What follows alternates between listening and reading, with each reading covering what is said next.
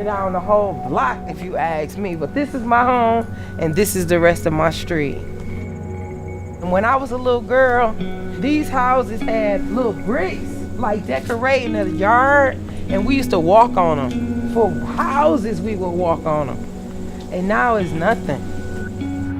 If we supposed to be a city's supposed to be filled with communities.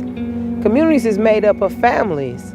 The children, they growing up in emptiness and abandonment, and this is America too. 5 generations lived in this house, my great-grandparents, my grandfather, my mother, and myself. And it was the only thing constant. So it's very important that we have people like the UCHC advocating for community. At the peak of the tax foreclosure crisis, the rules were very crude. The highest bidder wins, and that person may never have been to Detroit. They may have no intention of living in the home, but they have the highest bid, they win. Many people who are living in these homes didn't have the ability to buy them back, didn't even really know if the house was for sale in some cases, and it just seemed absurd that we're selling these homes. There's someone already living in them. They want to own it, but they weren't being equipped with the opportunity to do it. This is the spot my mother used to sit in every day, and she used to come outside and get some air.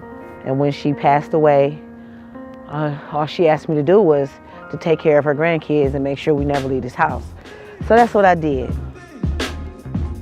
The UCHC had some people canvassing, letting people know that their homes were in foreclosure status. I went down to the city-county building, and they let me know that the person that I was paying the rent to no longer owned the home. At that moment, I went down to UCHC and I talked to them.